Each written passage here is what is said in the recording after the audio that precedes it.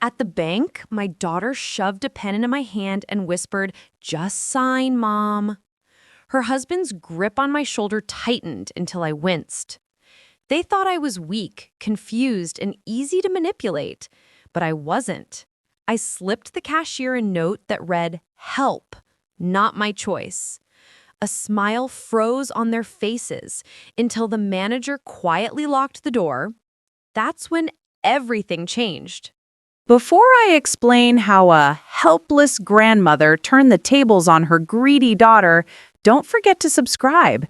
These stories of betrayal and revenge come to life every day here, and I'd love to know where you're watching from. Drop your country or city in the comments. It always amazes me how far our little revenge family has reached. My name is Evelyn, but most people just call me Eve. I'm 72 years old, and if you saw me, you'd probably describe me as your typical grandmother. Gray curls, floral dresses, a collection of cookie tins stacked higher than my pantry shelves. But don't let appearances fool you. Life had hardened me in ways few could imagine.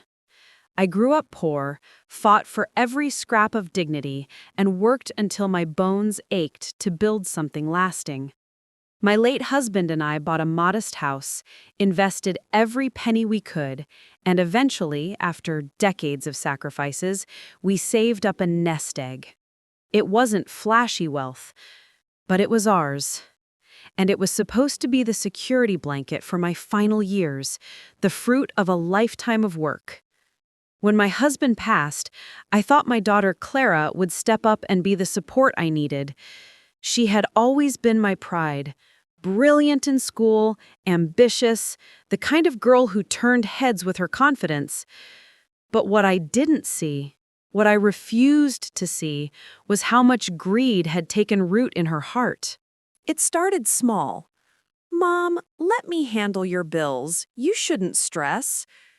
Mom, just put me as joint on your account. It's easier." At first, I was touched. I thought she wanted to help, that she saw me slowing down and wanted to shoulder the burden. But then, little cracks began to show. Clara and her husband, Mark, started living beyond their means. Fancy cars, designer clothes, vacations I couldn't pronounce the names of. When I asked how they managed it, Clara just laughed and said, "Don't worry, Mom, we're smart with money." But behind that laugh was something sharper, something hungry. The real test came when I fell and fractured my hip. I spent 6 weeks recovering, and during that time, Clara insisted on handling all my paperwork. "Mom, just rest. I'll take care of everything." Too weak to argue, I agreed. That's when my nightmares began. I started noticing missing bank statements, calls from unfamiliar numbers, and letters I never opened because Clara intercepted them. When I asked questions, she brushed me off with a tight smile. "Mom, you're getting forgetful. Don't worry about it." Forgetful. The word stung worse than any slap. It was the weapon greedy children use when they want to paint their aging parents as incapable. Still, I wanted to believe her. She was my daughter, my only child. Surely she wouldn't betray me, right? Then came the bank day. It was Clara's idea. "Mom, we need to sort out your finances, simplify things. I'll drive you." She was all sugar that morning, helping me into the car, holding my arm as if she was a saintly daughter. But the moment we arrived at the bank, the mask slipped. We sat in the manager's office, me in the middle, Clara on one side, Mark on the other. They slid a stack of papers in front of me. Clara's voice was smooth, practiced. "Mom, it's just routine. Just sign, and everything will be in order." I picked up the pen, my hand trembling, not from weakness, but from rage. Something in my gut screamed, "This isn't right!" I glanced down at the papers. Legal jargon blurred in front of my eyes, but a few words stood out. Transfer of ownership. Irrevocable. My house. my savings, my security, all about to be stolen under the guise of help. I froze. My daughter's smile faltered, and that's when Mark dug his fingers into my shoulder. Hard. A warning. His whisper was venomous. "Sign it, old woman. Don't make a scene." The room spun. My heart pounded in my ears. For a moment, I almost gave in. Maybe it was fear. Maybe it was exhaustion. Maybe it was the tiny part of me still clinging to the hope that my daughter couldn't possibly be this cruel. But then I thought of my husband, of all the years we sacrificed, the nights we went without so Clara could have everything. And I realized I couldn't let them win. So while Clara leaned forward, pretending to guide me through the pages, I slipped my hand into my sweater pocket. Inside was a small scrap of paper I had scribbled on before leaving home. I'd felt something was off, and my instincts told me to be prepared. In shaky handwriting, I had written, "Help. Not my choice." When the cashier came by with a glass of water, I tucked the note beneath it. Our eyes met for half a second. She blinked twice, subtle, but enough to let me know she understood. Minutes later, the bank manager re-entered the room. His face was calm, professional, but I noticed something. His gaze lingered on Clara and Mark with quiet disapproval. He cleared his throat. "Mrs. Williams," he said, addressing me formally, "would you mind waiting here just a moment?" Then he turned the lock on the office door. The sound was final, heavy, and in that instant, I knew everything was about to change. The click of the lock echoed through the office like a gunshot. For a moment, no one moved. Clara's painted smile froze, her eyes darting between me and the bank manager. Mark's grip on my shoulder loosened, then tightened again, as if he wasn't sure whether to double down or retreat. The manager, Mr. Patel, was a calm man with a voice like velvet. I had seen him many times before. He'd handled my accounts when my husband was alive. Always polite, always professional. But now, there was steel beneath his tone. "Mrs. Williams," he said, his gaze fixed firmly on me, "before you sign anything, I need to confirm, do you understand these documents fully?" I swallowed hard. My throat was dry as sand. "No," I whispered. "I don't. And I don't want to sign." The air in the room changed instantly. Clara's smile cracked like porcelain dropped on tile. "Mom," she said sharply, her voice higher than usual, "we already talked about this. Don't you remember? We agreed this was best for you." Her words dripped with honey, but her eyes, her eyes, were venom. I shook my head, trembling but resolute. "I never agreed to this. Not once." Mark leaned forward, his jaw tight. "With all due respect, sir," he said to the manager, "she's old. She gets confused. That's why we're helping her. She signed last week. Don't you remember, honey?" He turned to me with a threatening smile that didn't reach his eyes. Mr. Patel's expression didn't waver. He opened the folder of documents, his finger tracing a line. Then, without a word, he slid the stack across the desk toward me. But instead of handing me the pen, he tapped at a paragraph highlighted in faint yellow. It read, "Irrevocable transfer of assets," and below it, the names Clara and Mark Williams. I looked up. My voice was steadier this time. "So it is what I thought. You were taking everything." Clara's mask dropped. "For God's sake, Mom," she hissed, her sweetness vanishing like smoke. "Yes, all right. We need the house. We need the money. You don't. You're old, you're living off scraps, and you can't even get up the stairs without crying. What do you need security for? Let us handle it while I what?" I interrupted, my voice trembling but sharp.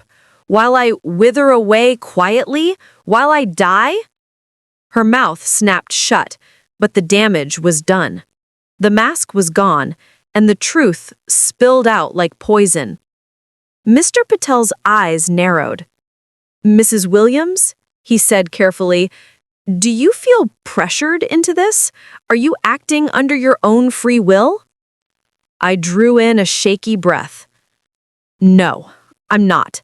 I've been pressured, lied to, intimidated." Mark shot up from his chair, his fists clenched. "This is ridiculous. She's confused. She's always been confused." But before he could finish, two uniformed security guards stepped into the office. Silent, firm. Their presence was a wall of authority that made Mark falter mid-sentence. Mr. Patel leaned back in his chair, his voice calm but edged with finality. "I'll need you both," he nodded at Clara and Mark, "to step outside while I speak privately with Mrs. Williams." Clara's face turned scarlet. "This is outrageous," she snapped. "She's my mother. You can't—" But the guards moved forward, gently but firmly, guiding them toward the door. Mark muttered curses under his breath, but he didn't dare resist. The lock clicked again as the door closed behind them. And then, for the first time in months, I felt safe. Mr. Patel leaned forward, lowering his voice. "Mrs. Williams, I saw your note. Thank you for trusting us. You don't have to go through this alone. Tell me exactly what's been happening." So I told him. Everything. How Clara had taken over my bills, hidden my mail, intercepted my phone calls. How she treated me like a burden, a senile old woman who should be grateful for scraps. And how today, they tried to steal the very roof over my head. Tears streamed down my face as I spoke. But they weren't just tears of pain, they were tears of fury, of betrayal too deep for words. Mr. Patel leaned forward, lowering his voice. "Mrs. Williams, what your daughter and son-in-law attempted today is financial exploitation. It is illegal. You have rights, and we can help protect you. But I need to know, do you want to press charges?" The question hung in the air like a thundercloud. I thought about Clara, about the little girl who once brought me dandelions from the yard, who cried into my lap when her first love broke her heart, about the young woman I sacrificed everything for, only to have her repay me with betrayal. And I realized this wasn't just about money. It was about dignity, about survival, about teaching Clara that greed has consequences.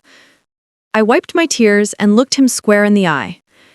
"Yes," I said, my voice steady now. "I want to press charges." For the first time, Mr. Patel's serious face softened.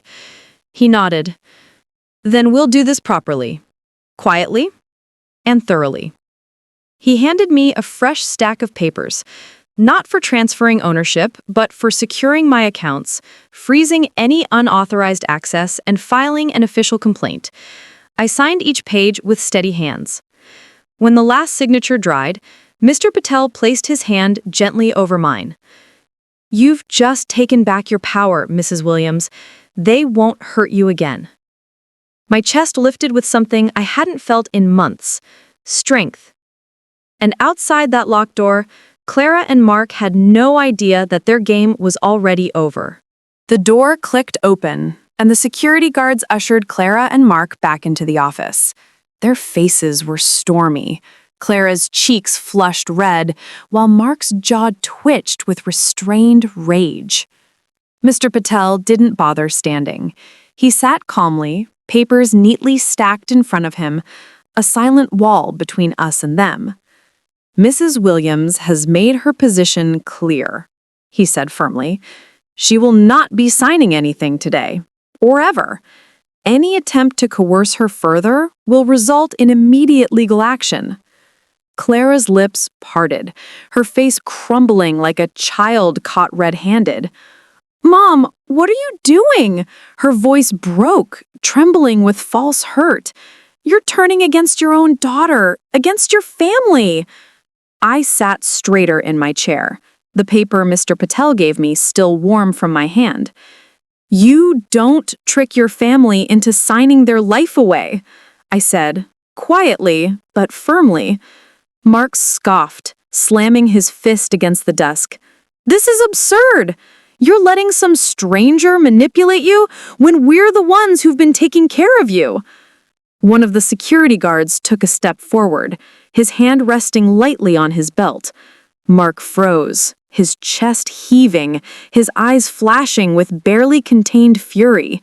Mr. Patel's voice remained calm, but carried the weight of finality. "You've overstepped. I strongly suggest you leave. Mrs. Williams is under this bank's protection now, and the documents you attempted to file today will be reported." Clara's mask cracked completely. "Reported?" she shrieked, her voice echoing in the small office. "Mom, you wouldn't—" But I interrupted her. My voice was low, almost trembling, but I knew I had to say it. I already did. The silence that followed was deafening. Mark swore under his breath. Clara's face drained of color. For the first time, I saw something in her eyes I hadn't seen since she was a teenager. Fear. "Mom," she whispered, tears welling, "please, you don't understand. We're drowning in debt. The credit cards, the mortgage. Mark lost his job and so you thought stealing from me was the answer?" I cut in. My voice rose now, stronger, years of suppressed pain bubbling to the surface. "I fed you, clothed you, put you through school when your father and I had nothing but scraps. I gave up my dreams so you could chase yours. And this is how you repay me? By treating me like a senile fool?" Her tears spilled over, but I couldn't tell if they were real or just another performance. Mark grabbed her arm, pulling her toward the door. "Enough," he snapped. "We're leaving. This isn't over." Mr. Patel nodded to the guards, who stepped forward, escorting them out into the lobby. The glass doors slammed shut behind them. I sat there, trembling, the weight of what had just happened pressing down on me. Mr. Patel slid a business card across the desk. "Here," he said gently. "A lawyer I trust. They'll help you press charges for attempted financial exploitation. And in the meantime, your accounts are safe. No one but you has access now." I took the card with shaking hands. For the first time in months, maybe years, I felt like I wasn't powerless. The house was too quiet. The kind of quiet that settles into your bones, that makes you question if you made the right choice. I sat at the kitchen table, sipping lukewarm tea, staring at the card. And then the phone rang. I let it ring twice before picking up. Clara's voice came through, ragged and frantic. "Mom, please," she begged. "You don't understand. Mark's furious. He says you ruined everything. Please, just undo this. Sign the papers tomorrow. We'll make it right, I promise." Her words were desperate, her voice laced with panic. But instead of pity, something else surged through me. Clarity. I had spent years letting guilt pull my strings, years of forgiving, of sacrificing, of giving second chances to people who didn't deserve them. Not anymore. "I'm done being your safety net, Clara," I said coldly. "You made your choices. Now live with them." She gasped, and for a moment I thought she might scream again. But the line went dead. I set the phone down, my heart pounding. For the first time, I wasn't the weak one in this family. The lawyer Mr. Patel recommended was sharp as a blade. He listened patiently, his pen moving quickly across the page as I recounted every detail. "This isn't just elder exploitation," he said when I finished. "It's fraud, coercion, and potentially assault if your son-in-law put hands on you. We can take this to court. And frankly, he smiled faintly, given the evidence, we'll win. Hearing those words was like breathing fresh air after years of suffocation. The following days blurred together in a flurry of paperwork, sworn statements, and meetings. Clara and Mark tried to call, tried to show up at the house, but I ignored them. Each attempt only made the case against them stronger. And then came the summons. They were officially being investigated for attempted fraud. I imagined Clara's face when she opened that envelope, the panic, the disbelief, the rage. And for once, I didn't feel guilty at all. That night, as I locked the front door, I caught a glimpse of myself in the hallway mirror. My back was straighter, my chin higher. My eyes, once dull with exhaustion, now burned with something I thought I'd lost forever. Strength. This wasn't just survival anymore. It was revenge. Silent, patient, and inevitable. And Clara had no idea just how far I was willing to take it. The courthouse smelled faintly of old paper and polished wood. My lawyer walked beside me, his briefcase swinging casually, as if this were just another day at work. But for me, it felt like stepping into the lion's den. Clara and Mark were already there, sitting stiffly at the defendant's table. Clara's once perfect hair was limp, her eyes shadowed with sleeplessness. Mark looked angrier than ever, his jaw clenched tight, but there was something else too: fear. When they saw me walk in, Clara's eyes flickered with something that used to work on me. That old, familiar, pleading look. But not this time. I took my seat. I was no longer the helpless mother they thought they could bully. Eclipse moon. The evidence unfolds. The judge, a stern woman with sharp eyes, called the session to order. My lawyer stood and began calmly laying out the evidence. The forged documents they had tried to push me into signing. The hidden bank account Mark had opened in my name. The note I had slipped to the teller. Help, not my choice. Security footage showing Clara and Mark pressuring me, their hands on my shoulder, their whispers urgent and threatening. Every piece was like a hammer striking the coffin they had built for themselves. Mark shifted in his seat, his face growing redder with every exhibit. Clara's hands twisted in her lap, knuckles white. When the footage of me sliding the note to the cashier played on the screen, Clara gasped aloud. The courtroom fell silent, all eyes on her. "She's lying!" Clara suddenly cried out, standing. "She's old, confused. She doesn't know what she's doing." The judge's gavel slammed down. "Sit down, Mrs. Thompson. Outbursts will not be tolerated." My lawyer leaned toward the judge calmly. "Your Honor, if my client were confused, could she have had the presence of mind to write this note under duress? Could she have anticipated this exact betrayal from her daughter?" The judge nodded slightly, her gaze heavy on Clara. And for the first time, Clara had no words. Then it was my turn to speak.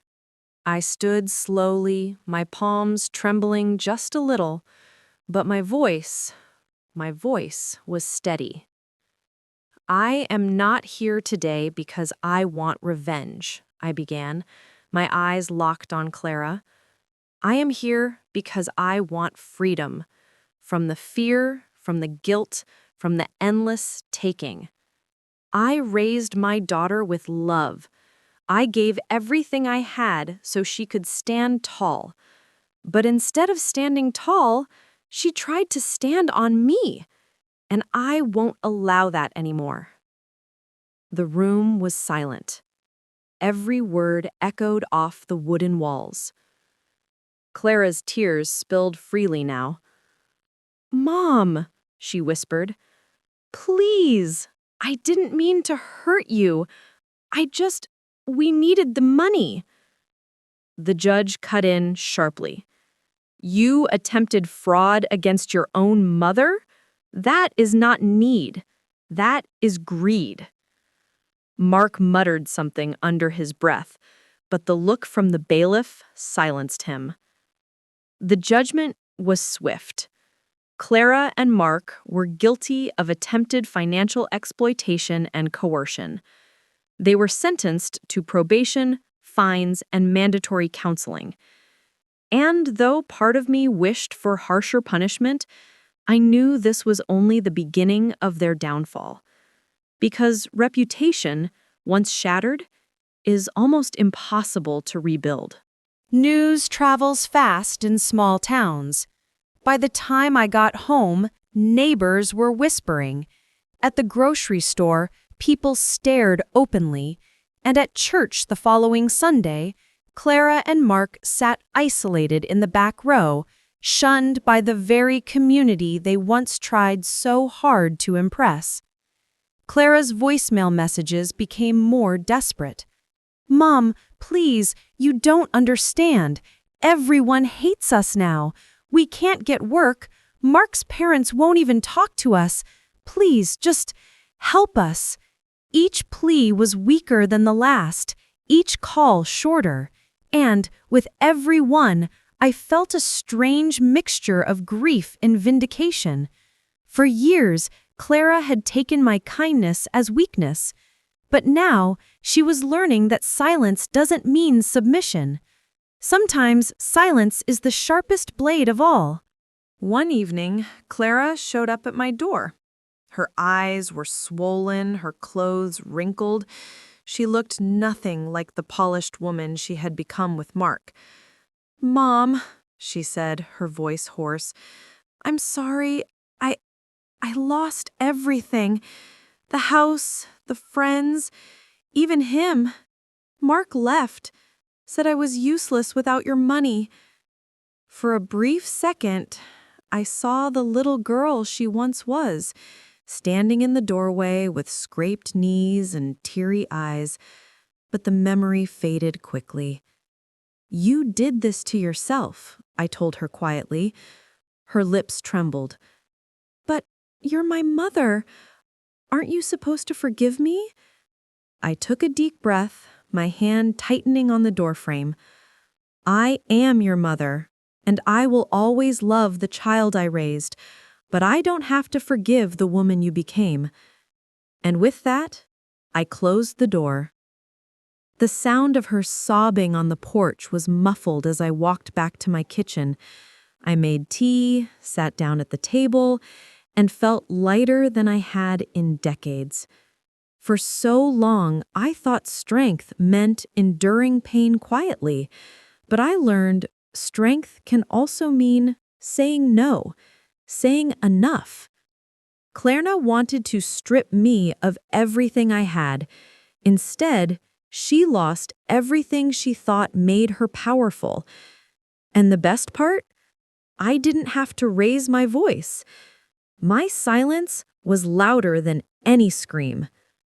The weeks after the trial felt like stepping into a new world. For the first time in years, my home was quiet. Not the heavy, suffocating quiet of loneliness, but the gentle quiet of peace. No ringing phone with Clara demanding money, no surprise knocks on the door from Mark, no gnawing dread that my life savings would be stolen in one swift act of betrayal. Instead, I woke each morning to sunlight streaming through my kitchen window, brewed my coffee, and tended to my garden. The roses I had planted long ago bloomed brighter than ever, as if even they sensed the storm had passed. But peace, I discovered, isn't just given. Sometimes you have to fight for it. Clara's world, however, was unraveling fast. Her reputation in town was beyond repair.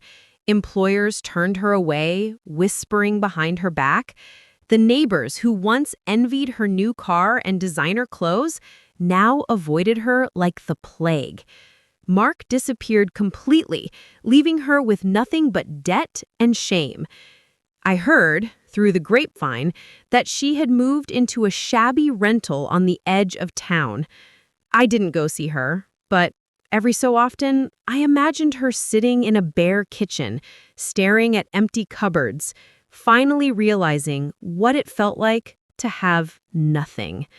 The same nothing she had once tried to force on me. One chilly morning, as I sorted through my mail, I found an envelope with Clara's handwriting. My stomach tightened.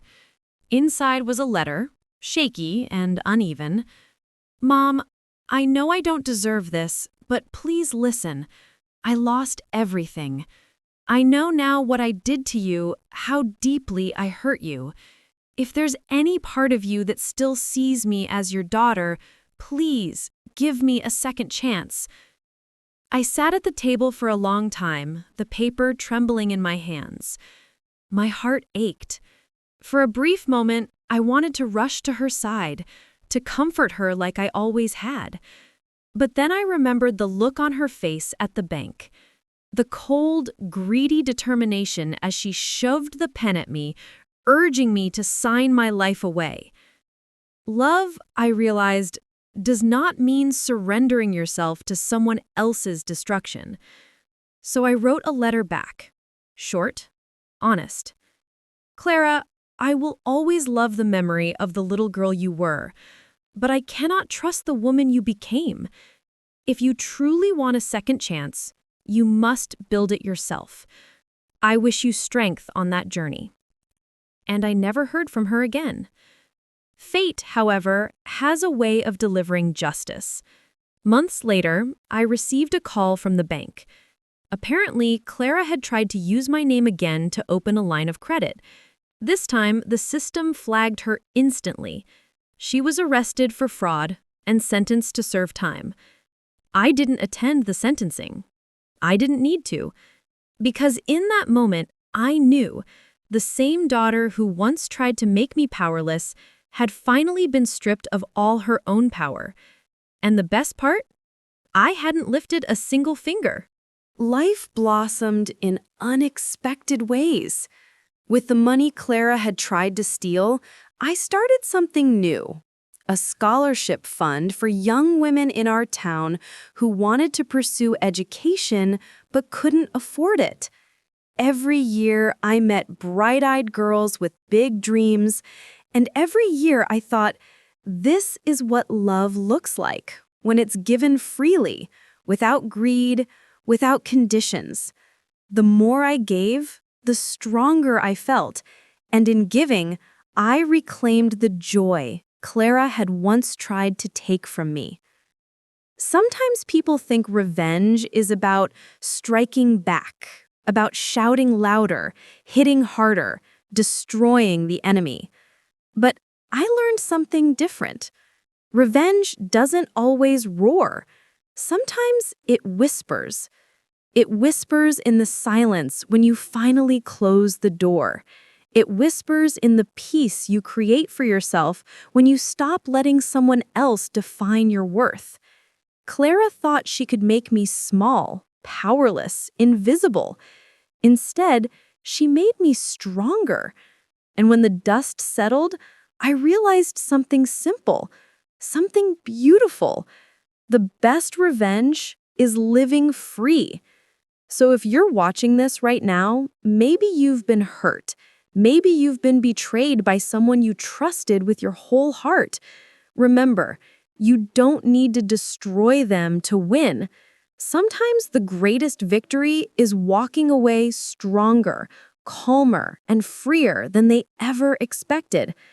Tell me in the comments, have you ever had to choose peace over revenge? I'd love to hear your story. And if you enjoy stories of family betrayal, justice, and sweet karma, don't forget to like this video, subscribe, and ring that bell so you don't miss tomorrow's story. Because trust me, tomorrow's story will shake you to your core.